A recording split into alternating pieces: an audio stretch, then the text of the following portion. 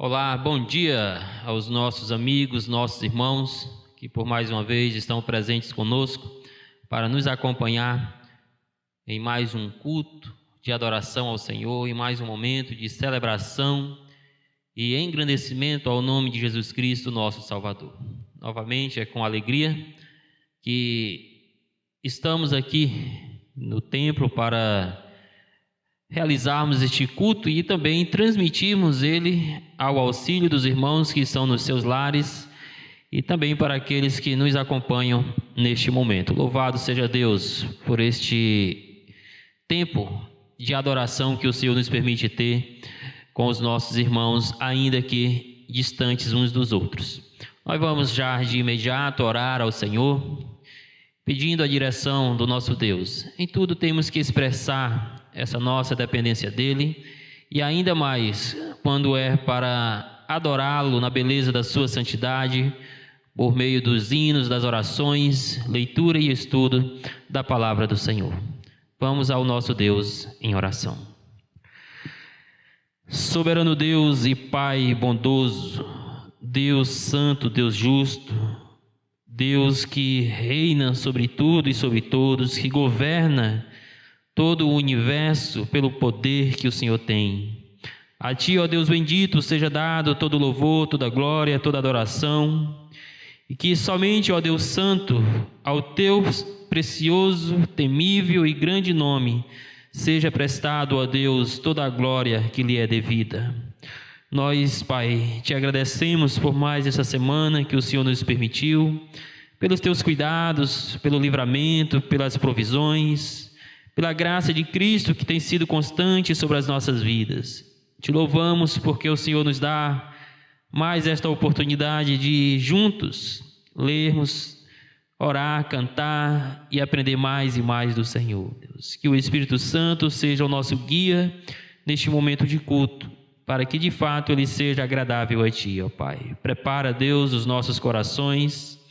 Prepara, Deus, o coração dos nossos irmãos que estão nos seus lares, de outros que estão a nos ouvir neste momento ou em momento posterior, para que a Tua palavra, ó Deus, seja penetrante não apenas nos seus ouvidos, mas também em seus corações, Pai. Nós assim oramos em nome do nosso Senhor Jesus Cristo. Amém e amém. Louvado seja o nosso bendito Deus. Vamos já em continuidade, continuar engrandecendo ao nome de Cristo, louvando a Ele por meio dos nossos lábios e também do nosso coração. Vamos cantar para a glória do nosso Salvador. Graça e paz, irmãos. Vamos adorar o Senhor com o cântico 154, firme nas promessas.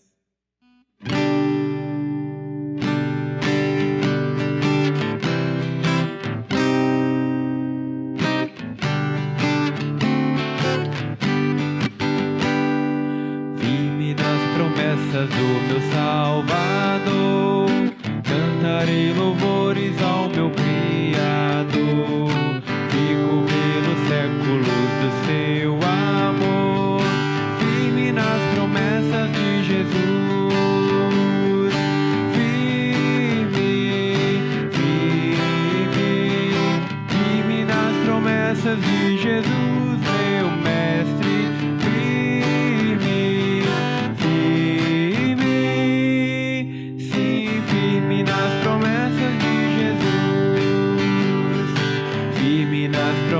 Não irei falhar, vindo as tempestades a me consternar. Pelo verbo eterno eu hei de trabalhar, firme nas promessas de Jesus. Firme, firme, firme nas promessas de Jesus, meu mestre.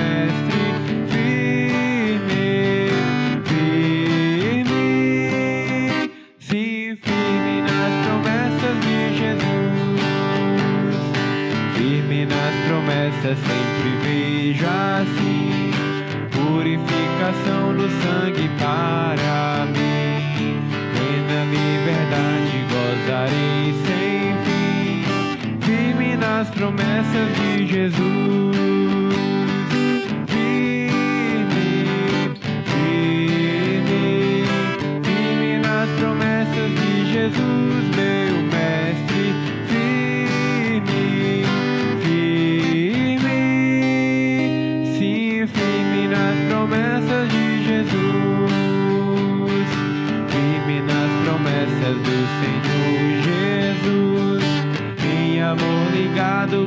na sua cruz. Cada dia mais alegro-me na luz, firme nas promessas de Jesus.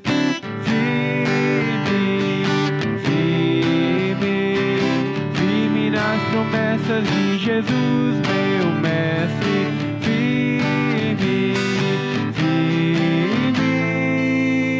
Firme nas promessas de Jesus.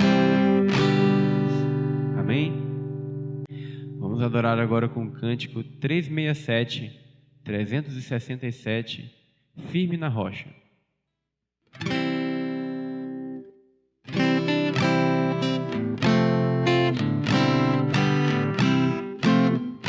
Que alicerce tendes pra construir uma casa firme pra resistir grande tempestade que há de chegar, e a estável casa de derrubar.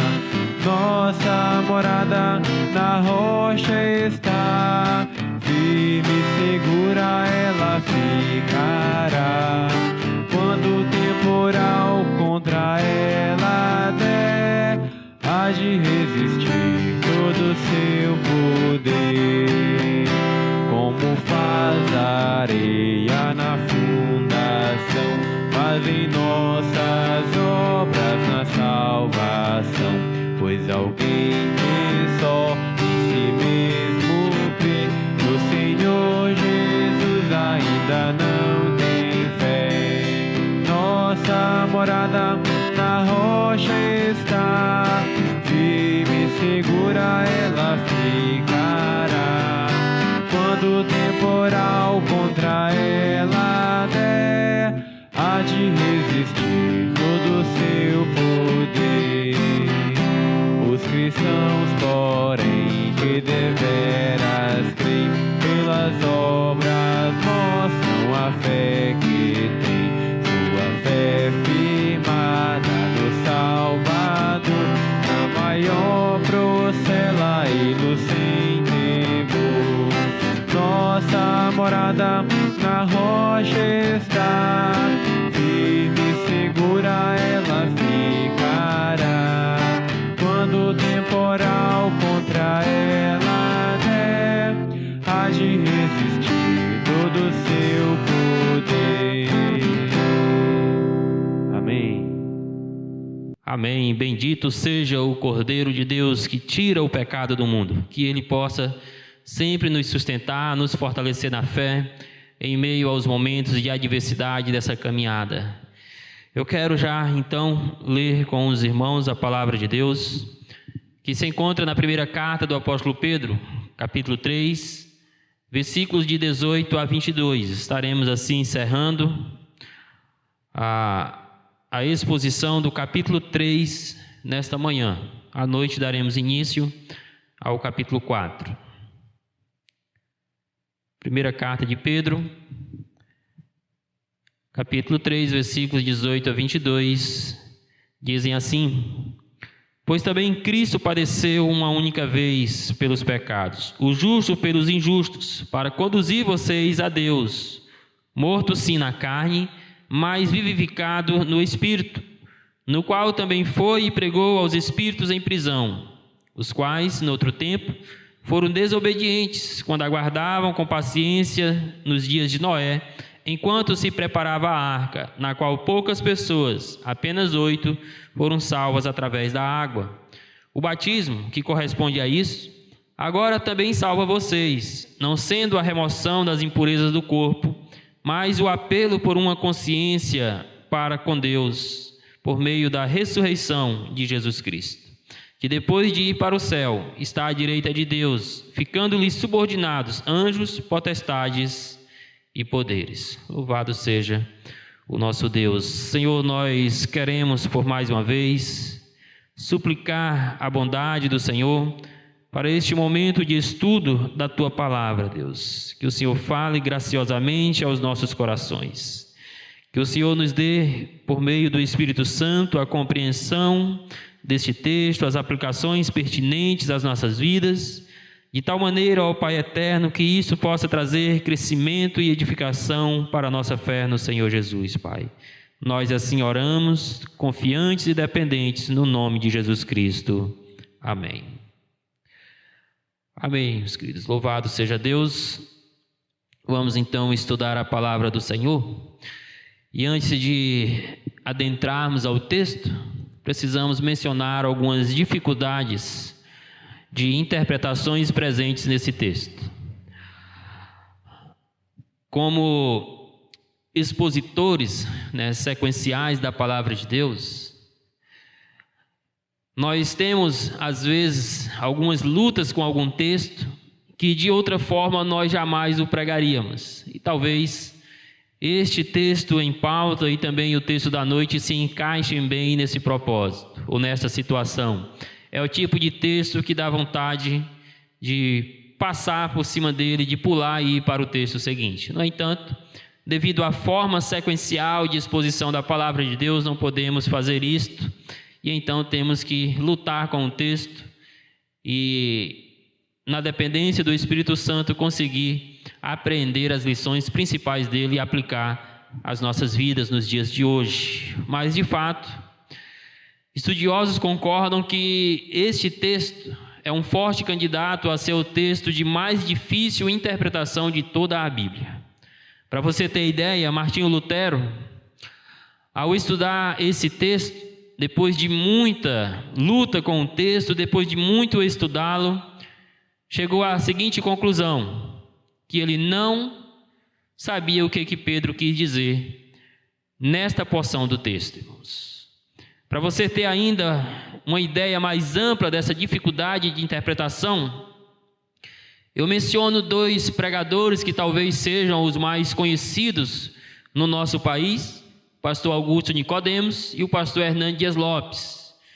Ambos, ao estudarem esse texto, eles têm divergências de interpretação, ou seja, o Nicodemos caminha para um lado e o Hernando Dias Lopes caminha para uma outra interpretação. Dá para imaginar então a dificuldade que esse texto tem. Tais dificuldades, por exemplo, quando o texto diz morto-se na carne, mas vivificado no Espírito, se referindo a Cristo.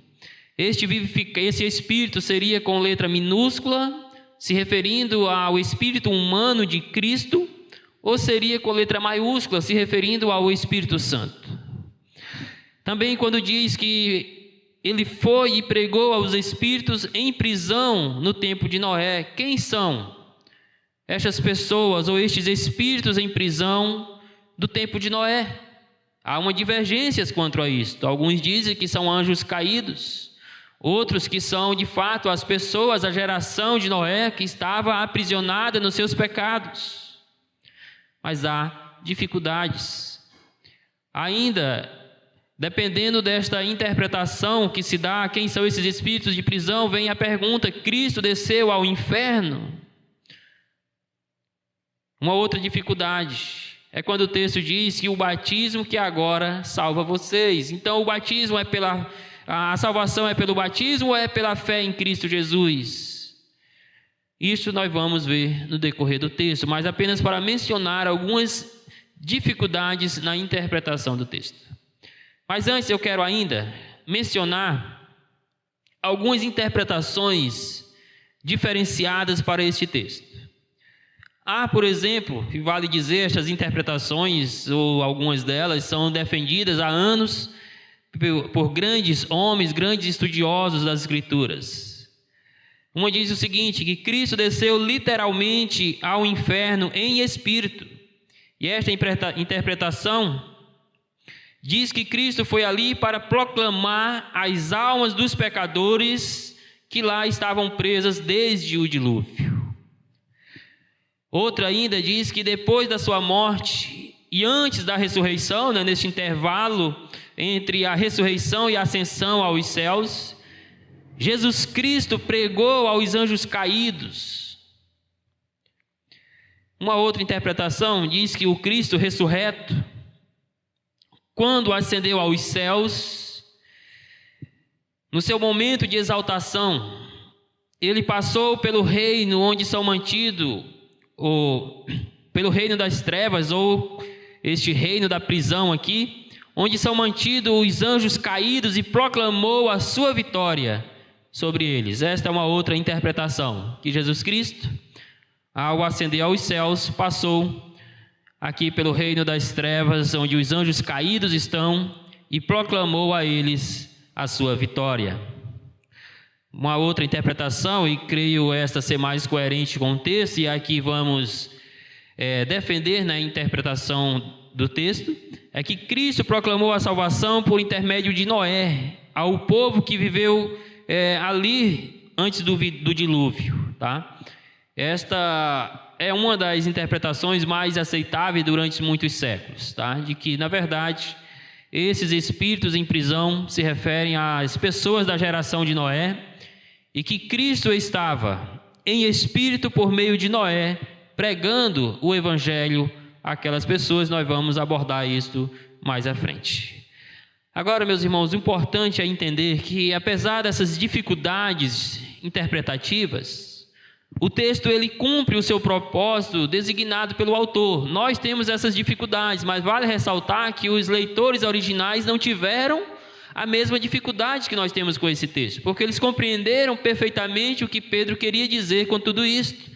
Ainda que nós não venhamos a ter consenso sobre o que Pedro queria dizer com estas expressões, certamente o propósito de Pedro de encorajar aqueles irmãos, de convocarem aqueles irmãos a olharem para a morte, para o sofrimento de Cristo, para se espelharem no Senhor Jesus Cristo como uma forma de enfrentar as suas perseguições, este propósito ele é sim devidamente alcançado nesse texto.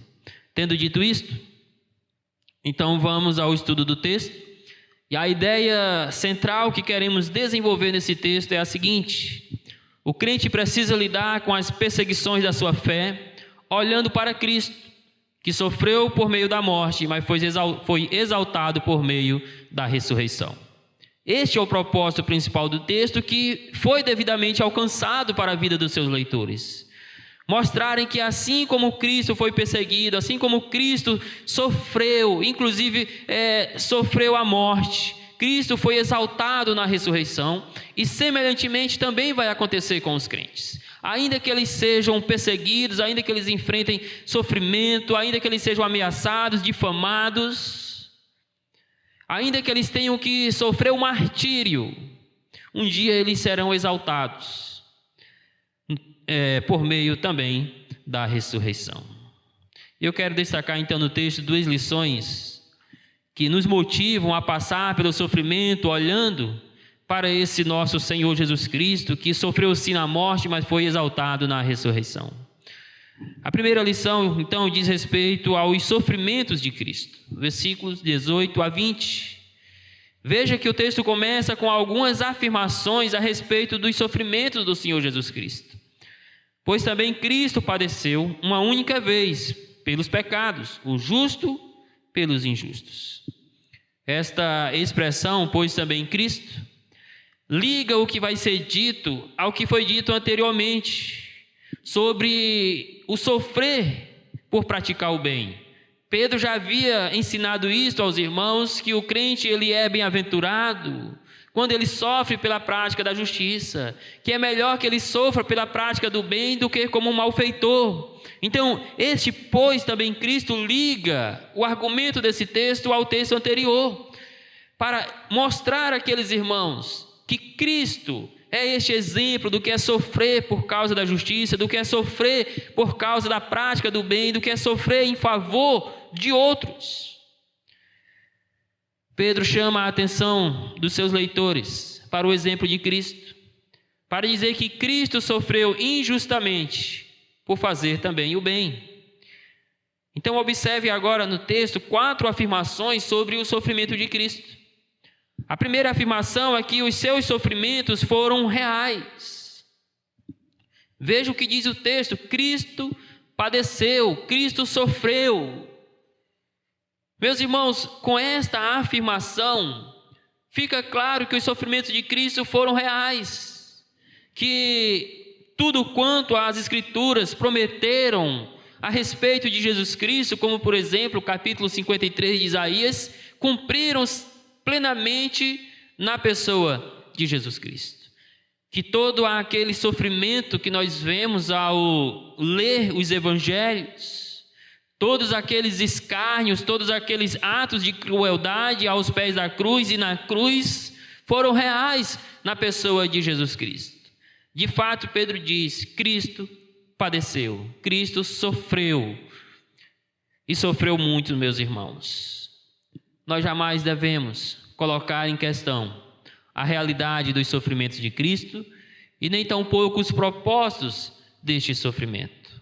Ao afirmar que Cristo padeceu, Pedro também está mostrando àqueles irmãos que esta mesma realidade também estava acontecendo com eles, mas que eles deveriam olhar para o seu Senhor, para o seu Salvador, que assim como eles padeceu na mão de homens, e vale dizer muito mais do que estes, já que o Senhor Jesus Cristo padeceu até a morte e morte de cruz. A segunda afirmação do texto é que os sofrimentos de Cristo eles foram únicos. Diz o texto que ele padeceu uma única vez, ou seja, que não há necessidade de repetições, que não há necessidade de mais ninguém ser crucificado, porque o próprio Filho de Deus já padeceu a morte de cruz, o próprio Filho de Deus já foi cravado naquela cruz, como vai dizer o texto mais à frente, pelos nossos pecados. Então dizer que ele padeceu de uma única vez, está também nos dizendo que este sacrifício, que esse sofrimento foi eficaz para cumprir os propósitos de Deus na vida daqueles que creem. Não há necessidade de repetições. Foi uma morte única, eficaz e definitiva que ocorreu em favor de todos nós. Uma terceira afirmação do texto é que os sofrimentos de Cristo eles foram pelos nossos pecados. Cristo sofreu em favor de outros. Ele teve uma morte vicária. Ele sofreu no nosso lugar. Por isso o texto diz que ele padeceu uma única vez pelos pecados. Evidentemente, sabemos que estes pecados aqui se referem aos nossos pecados. Porque Jesus Cristo, como Filho Santo de Deus, foi, é e sempre será impecável, nunca cometeu pecado. No entanto, Deus o tratou como pecador por causa dos nossos pecados. Isso significa então dizer, meus irmãos, que de certa forma foram os nossos pecados que encravaram o Senhor Jesus Cristo lá naquela cruz. Porque lá ele estava, sofrendo no nosso lugar, para pagar o castigo dos nossos pecados, levando sobre si próprio a ira do nosso Deus e a maldade dos homens. A quarta afirmação que o texto diz é que os sofrimentos de Cristo, eles foram injustos. Diz aí o texto: o justo pelos injustos. O justo porque de fato Cristo não sabe o que é pecar. Porque de fato Cristo não cometeu nenhum ato que o fizesse merecedor daquela cruz. Já que ele tão somente viveu na prática da justiça e na prática do bem. Mas ali estava o Filho de Deus, o exemplo por excelência do que é viver na prática do bem e na prática da justiça, sofrendo, sendo castigado, sendo punido, sendo crucificado em favor de outros. Veja o contraste do texto: o justo pelos injustos, o santo dos santos pelos mais ímpios dos pecadores que somos nós. Esses injustos aqui diz respeito a mim e a você. Diz respeito a todo ser humano que já veio ou ainda virá a este mundo, que traz em si um vírus maligno chamado pecado. Injustos por causa da nossa vida antes de Cristo, que era conduzida pela prática da injustiça, pelo saciamento da sede de pecar.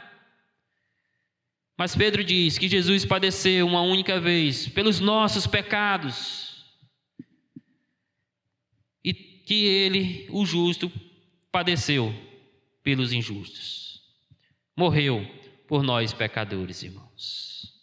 Sendo dessa forma, podemos sim dizer que a morte de Cristo ela foi substitutiva, Porque quem era para estar sendo punido por Deus éramos nós. Mas Cristo assumiu o nosso lugar naquela cruz. As dores, o castigo, a punição que era para serem nossos, Deus lançou sobre o seu próprio Filho. Então Jesus Cristo padeceu no nosso lugar. E Jesus é o nosso exemplo do que é sofrer por fazer o bem, do que é sofrer injustamente, do que é morrer injustamente. E nós que somos os seus seguidores, nós que somos seus servos, por meio da fé, precisamos entender que isto também, ou seja, esse sofrimento também pode vir a nós.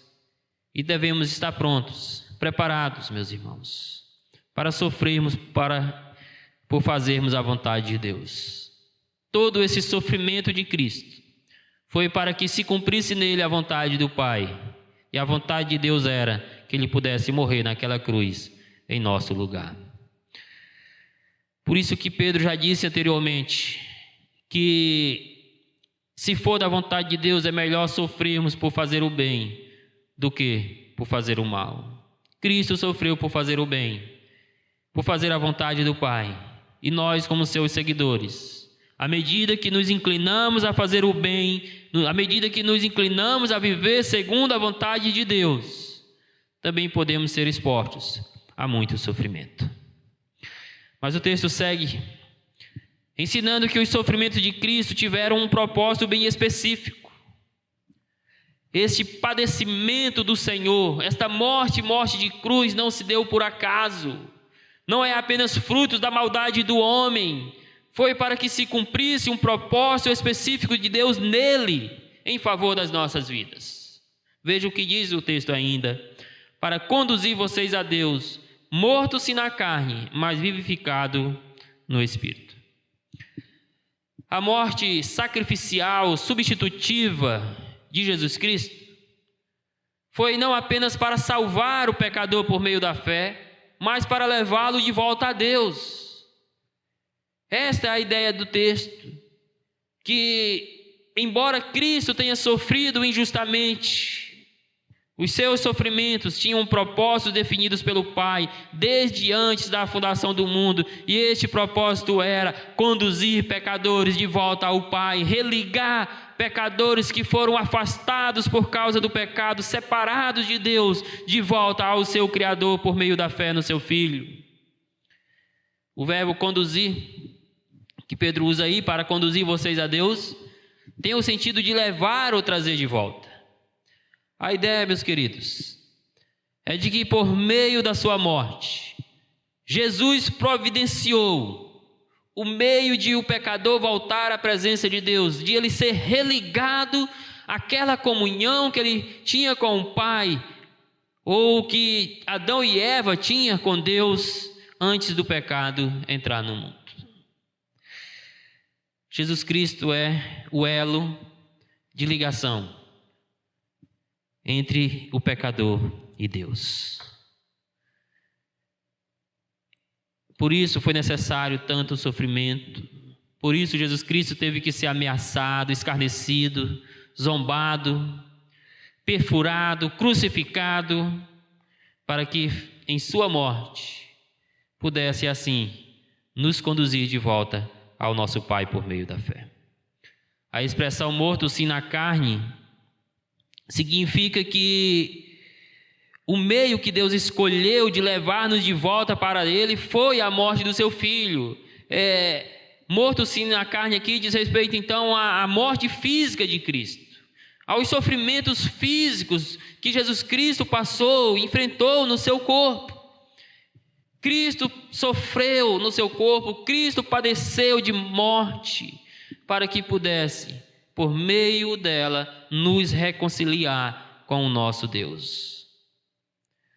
No entanto, a expressão mais vivificados no Espírito significa que Jesus venceu o sofrimento, que Jesus Cristo venceu a morte e que Ele ressuscitou para de fato garantir-nos esse retorno de volta ao Pai. Por isso o texto diz: morto sim na carne, mas vivificados no Espírito. E aqui nós temos a primeira dificuldade de interpretação no texto. A palavra Espírito deveria ser traduzida com E minúsculo, como se referindo ao Espírito humano de Cristo, que após a morte foi desfrutar da vida no paraíso com Deus, como por exemplo, para o espírito humano o corpo morre, é sepultado, mas a alma vai diretamente para o paraíso. Ou estaria se referindo aqui ao Espírito Santo, e deveria ficar então com letra maiúscula. Eu acredito que a melhor tradução é com o E maiúsculo, como se referindo ao Espírito Santo. A NVI, também a NVT, segue essa tradução. Por isso eles traduzem assim: ele, no caso Jesus, foi morto no corpo, mas vivificado pelo Espírito Santo. A NVT diz: sofreu morte física, mas foi ressuscitado pelo o Espírito, com E minúsculo. Eu creio que este é o melhor sentido do texto, que vai se encaixar melhor na interpretação do que vem a seguida, tá? Então, o que esse texto está dizendo? Que Jesus Cristo sofreu, que Jesus Cristo morreu a morte de cruz, mas que Deus não o deixou na sepultura, mas que pelo poder do Espírito Santo, Deus o ressuscitou dentre os mortos, lhe deu o triunfo sobre a morte e o sofrimento. Meus irmãos, o que Pedro quer aqui incentivar aos seus irmãos é que assim como Deus ressuscitou a Cristo, Ele também nos ressuscitará. Assim como Cristo triunfou sobre os sofrimentos, nós também triunfaremos sobre o sofrimento.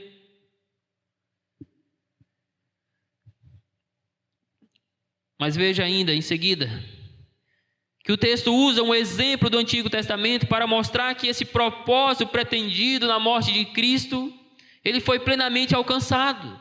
Ou seja, que esse propósito de conduzir os pecadores de volta a Deus, salvos, perdoados dos seus pecados, eles foram plenamente alcançados na morte de Cristo. E o texto vai ilustrar isso com um exemplo lá do Antigo Testamento, fazendo referência aí ao dilúvio, à arca, no qual também foi e pregou aos espíritos em prisão, os quais no outro tempo foram desobedientes quando Deus aguardava com paciência nos dias de Noé, enquanto se preparava a arca, para a qual poucas pessoas, apenas 8, foram salvas através da água. Aqui nós temos a outra dificuldade do texto. Na verdade, duas dificuldades, né? Uma que diz que ele foi e pregou aos espíritos em prisão. Então, quem foi este que pregou em espírito em prisão e como pregou? E quem são esses espíritos em prisão? São pessoas que estavam aprisionadas nos seus pecados naquela geração de Noé, como nas subsequentes? Ou são de fato anjos caídos? E que espírito é este? É o espírito humano de Cristo ou é o Espírito Santo de Deus? São algumas dificuldades já presentes aqui também. Mas parte dessa dificuldade de interpretação é amenizada quando traduzimos a palavra Espírito do verso anterior com letra maiúscula, como se referindo ao Espírito Santo. Dessa forma, penso eu, que os espíritos em prisão se referem não a anjos caídos, como propõem alguns intérpretes, mas às pessoas do tempo de Noé, que assim como nós, viviam aprisionados em seus próprios pecados, o que os levava a viver em desobediência a Deus.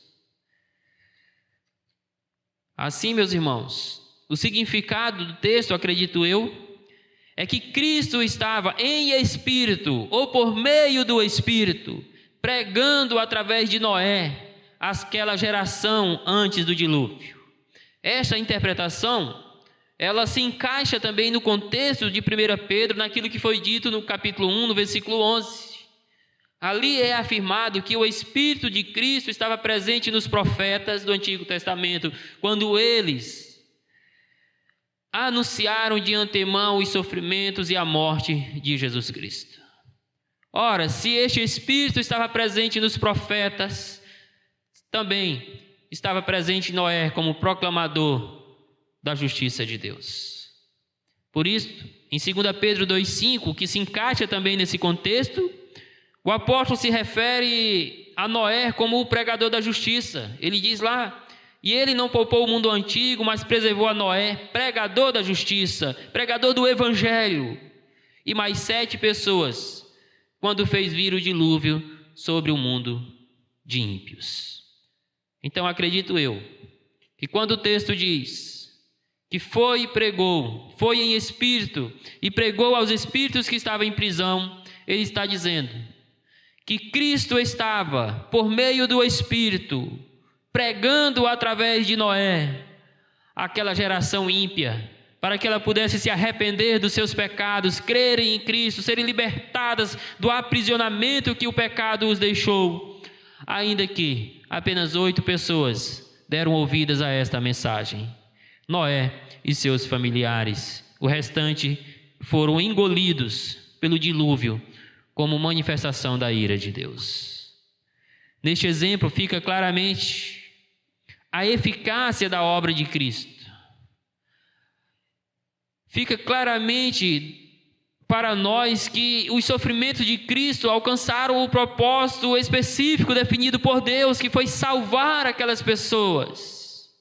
Assim como a arca salvou outras 8 pessoas no tempo do dilúvio. E nós sabemos que a arca prefigura a salvação em Cristo Jesus. Também, meus queridos, por meio do seu sofrimento e morte, Jesus Cristo salva todo aquele que crê no seu nome. Portanto,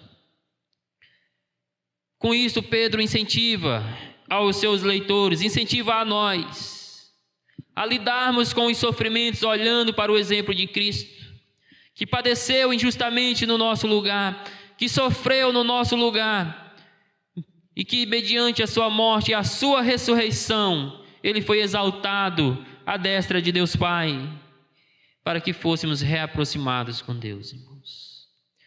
Pedro está dizendo àqueles irmãos: vocês estão sofrendo, então olhem para o exemplo de Cristo, olhem para os sofrimentos do Salvador de vocês, e saibam que após muito sofrer, ele triunfou sobre eles, ele foi ressuscitado, ele venceu os sofrimentos. Meus irmãos, por mais dolorosos que sejam os momentos que passamos, eles estão limitados a esta vida, e um dia nós triunfaremos sobre todos eles, e nem mesmo a morte poderá nos separar deste nosso Salvador Jesus Cristo. Portanto, estamos estudando que o crente precisa lidar com as perseguições da sua fé, com os sofrimentos, olhando para Cristo, que sofreu por meio da sua morte, mas foi exaltado por meio da sua ressurreição. E estamos vendo 2 lições no texto. A primeira diz respeito aos sofrimentos de Cristo. A segunda lição diz respeito à exaltação de Cristo. Versos 21 a 22. Observe que, em primeiro lugar, o texto se refere ao meio que o crente é salvo e o compromisso que ele firma com Deus na sua conversão.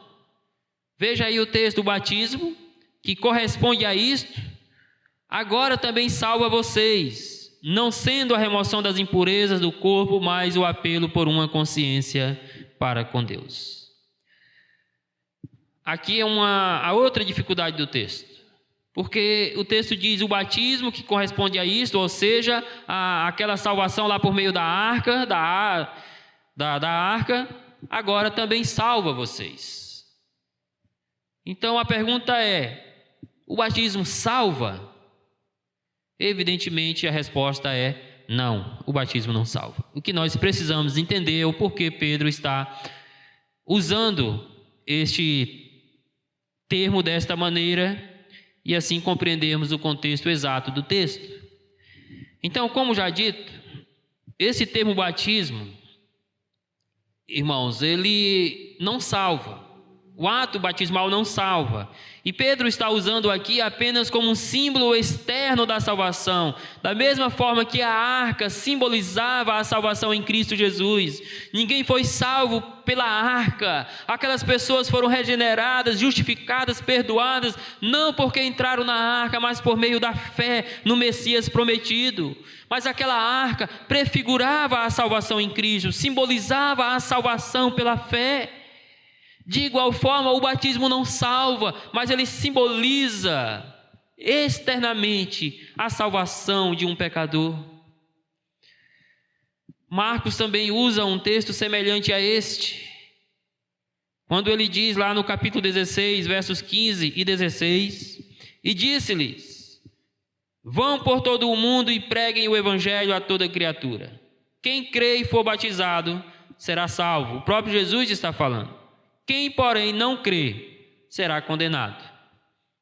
Observe a segunda parte do versículo, que diz que apenas diz: quem não crê, será condenado. Veja que ele omite o batismo aqui, porque de fato o batismo é importante para que o crente seja identificado com Cristo, mas ele não é necessário para que o crente seja salvo. Desta forma, o batismo é para os salvos e não para salvar, irmãos. Isso fica muito claro no desenvolvimento do próprio versículo 21. Porque olha só o que Pedro diz: não sendo a remoção das impurezas do corpo, mas o apelo por uma consciência, uma boa consciência para com Deus. Ou seja, a água pode até lavar o corpo, mas somente o sangue de Cristo pode lavar, pode purificar o homem das impurezas do seu pecado. Essa expressão aqui, sendo a remoção das impurezas da carne, significa que a salvação simbolizada no batismo não acontece pela limpeza exterior do corpo, que pode sim ser feito com água, mas pela limpeza interna da alma, que é feita mediante o sangue de Cristo. Pedro está como que dizendo: olha, a água até pode remover a sujeira do corpo, mas não pode remover as impurezas do coração de vocês, porque isso tão somente um apelo de uma consciência, de uma boa consciência para com Deus pode fazer. O que significa então quando Pedro diz: mas o apelo de uma boa consciência para com Deus, significando que somente esse apelo a essa boa consciência pode purificar a alma? O que isso significa para nós? Precisamos entender que esse termo apelo, ele denota aqui o compromisso de fé que o crente conscientemente faz com Deus. Ou seja, o que salva o pecador é a sua fé consciente, genuína, no Senhor Jesus Cristo, e não o batismo. O batismo apenas simboliza, o batismo apenas testemunha desta salvação que o pecador recebeu por meio da fé em Jesus. Então entenda o apelo por uma boa consciência como um compromisso consciente e verdadeiro de fé no Senhor Jesus Cristo. É isso que salva o pecador.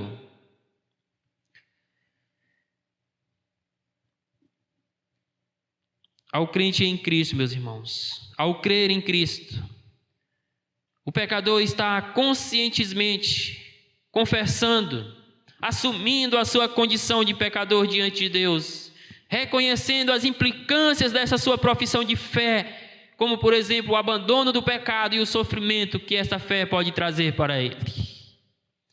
Desta maneira, o que Pedro está ensinando é que o batismo é apenas um símbolo externo de transição de um velho estilo de vida pregresso, devasso, para outro marcado por uma nova forma de viver, uma vida santa e piedosa com Deus.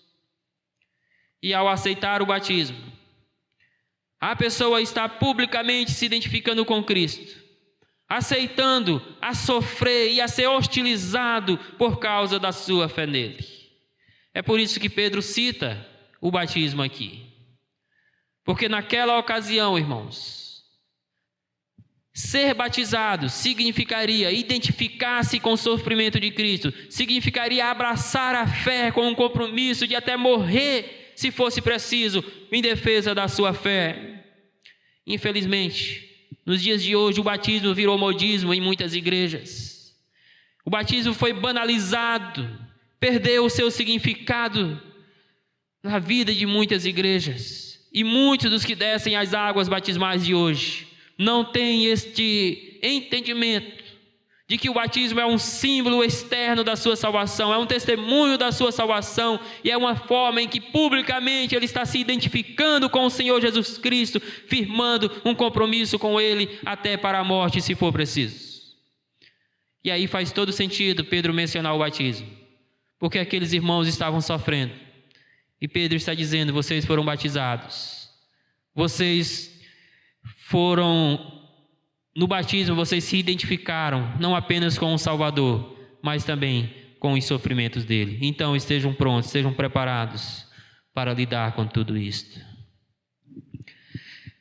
Mas veja em seguida que esta salvação ela chega até o pecador por meio do triunfo de Cristo sobre a morte. O pecador se apropria dessa salvação por meio da fé no Senhor Jesus Cristo, mas ela chega até ele por meio da morte e ressurreição de Jesus Cristo. Por isso o texto diz: por meio da ressurreição de Cristo. A salvação de fato requer um compromisso de fé com Jesus. E o texto, meus irmãos, deixa claro que Jesus Cristo, ele não foi derrotado pelo sofrimento e nem pela morte, mas Cristo foi vitorioso. Cristo triunfou sobre o sofrimento e a morte.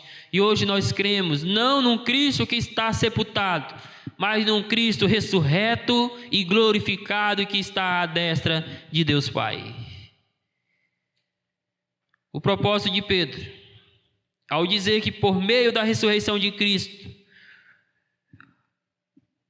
é ensinar que o batismo para o crente também é um ato simbólico da ressurreição de Jesus. Este mesmo conceito se encontra em Paulo quando escreve aos Romanos, quando ele diz: ou será que vocês ignoram que todos nós que fomos batizados em Cristo Jesus fomos batizados na sua morte? Fomos sepultados com ele na morte pelo batismo, para que, como Cristo ressuscitou dentre os mortos pela glória do Pai, assim também nós andemos em novidades de vida. Pedro está dizendo que no batismo nós nos identificamos não apenas com o sofrimento, não apenas com a morte de Cristo, mas também com a sua ressurreição, com o seu triunfo sobre o sofrimento e sobre a morte. Ao mencionar então a ressurreição de Jesus, além de mostrar que a salvação está fundamentada na ressurreição de Cristo e não no batismo, Pedro também diz que nós estamos identificados com o mesmo Cristo ressurreto. Ele intenta, meus irmãos, mostrar àqueles irmãos e a nós que assim como as dores de Cristo foram seguidas pelo triunfo da ressurreição, também acontecerá com o crente. Isso já tem sido uma realidade na vida de muitos irmãos nossos, contemporâneos que têm perdido as suas vidas por meio de perseguições, que têm enfrentado o martírio por não negar a fé em Cristo Jesus. Estes, meus queridos irmãos, foram perseguidos, foram mortos, e hão de ressuscitar no dia de Cristo Jesus. Estes já triunfaram sobre o sofrimento, e sua alma já descansa do gozo eterno com Cristo Jesus. Por mais tenebrosos que sejam os nossos dias neste mundo, Pedro nos anima ao nos dizer que, assim como Cristo, nós sairemos triunfantes sobre o sofrimento. Por meio da sua morte e da sua ressurreição, Jesus Cristo triunfou. Por meio da sua ressurreição, Jesus Cristo triunfou sobre a morte e o sofrimento, e nós também faremos o mesmo. O texto então finaliza mostrando que após os seus sofrimentos, morte e ressurreição, Jesus Cristo foi exaltado por Deus. Por isso, o primeiro ponto, nós analisamos um pouco mais sobre os sofrimentos de Cristo. Mas neste segundo ponto, essa segunda lição do texto, estamos falando sobre a exaltação de Cristo. Veja aí o verso 22. que depois de ir para o céu, ou seja, o Cristo que ressuscitou, depois de ir para o céu, estar à direita de Deus, ficando-lhe subordinados anjos, potestades e poderes. Esta expressão à direita de Deus denota a autoridade que Cristo exerce sobre todos os seres angelicais.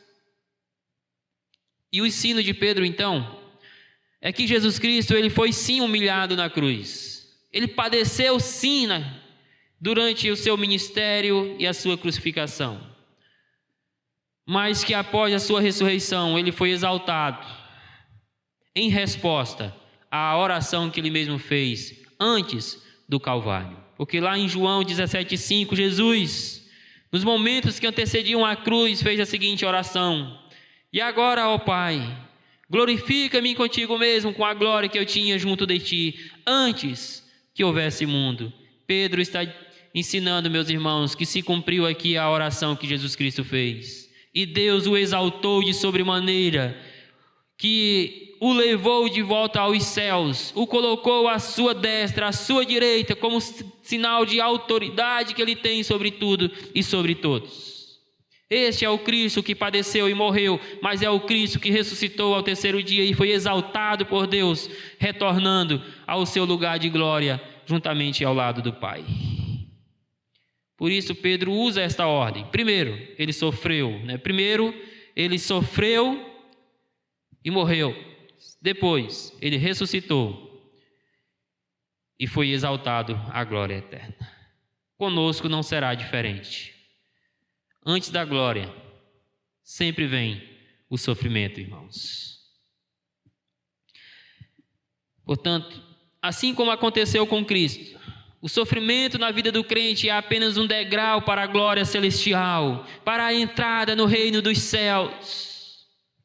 As perseguições, ameaças, difamações, doenças e outros tipos de sofrimento até podem ferir física e emocionalmente o crente, mas não impedirão que os verdadeiros crentes possam penetrar o reino dos céus como Cristo penetrou e está à direita de Deus Pai.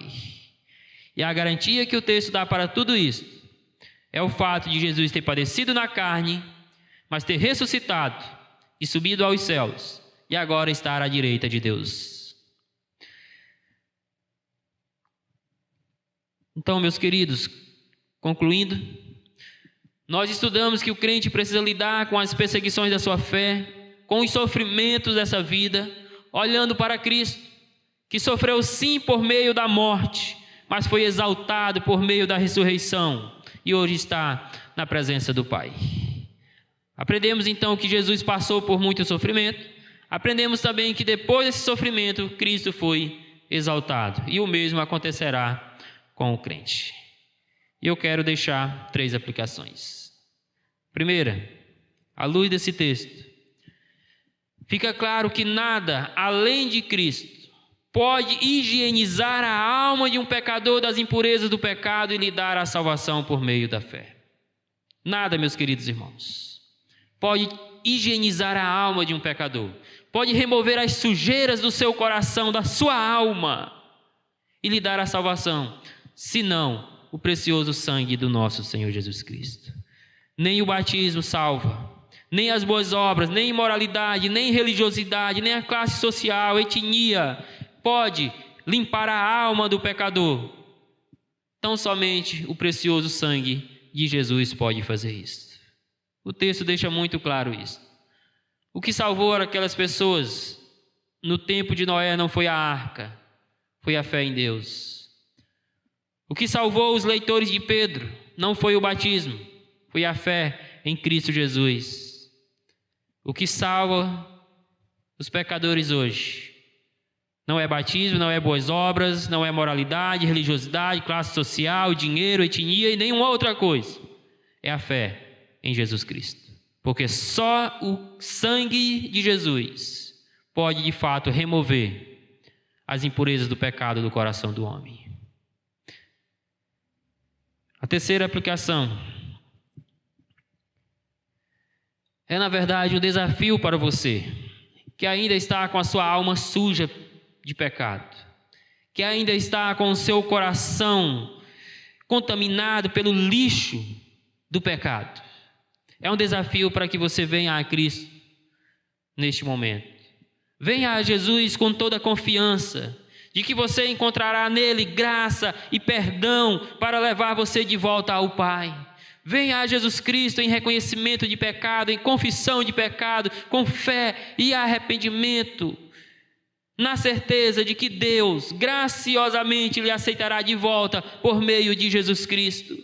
O pecado te separou de Deus, o pecado te afastou do teu Criador, o pecado rompeu a tua comunhão com Deus, mas Jesus Cristo pode te levar de volta ao Pai, pode te conduzir de volta ao teu Criador por meio da fé nele. Então este é um desafio, para que você possa sondar esse seu coração sujo pelo pecado e de pecado, e possa confiantemente vir a Jesus Cristo em busca de perdão, restauração e reconciliação com Deus.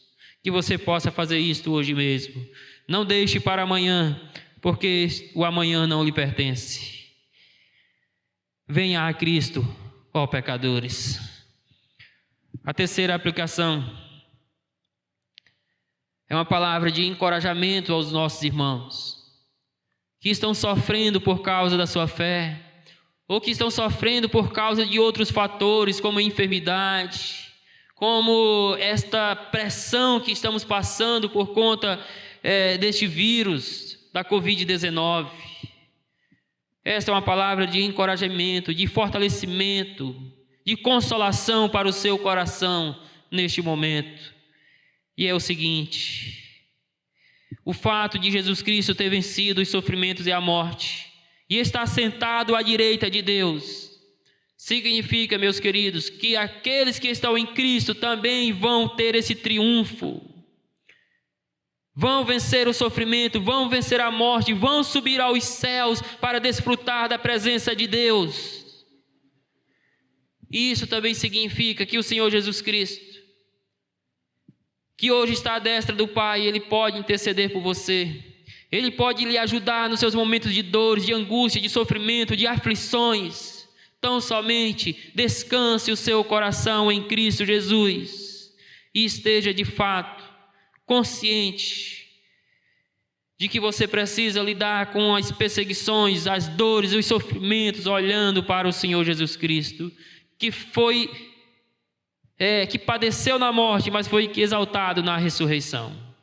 Que você possa passar pelas dificuldades dessa caminhada, olhando para o Senhor Jesus Cristo, para que isso possa motivar e encorajar o seu coração. Que você possa recorrer a Ele em busca de ajuda, suplicar a Ele forças para os momentos de lutas, porque Ele é poderoso para interceder por você diante de Deus. Que o Senhor abençoe as nossas vidas e que o Senhor nos ajude a lidar com as adversidades deste mundo, olhando para o nosso Salvador Jesus Cristo. Vamos orar nesse momento. Senhor Deus bendito, Pai eterno, nós queremos dar graças a Ti por mais este momento de culto.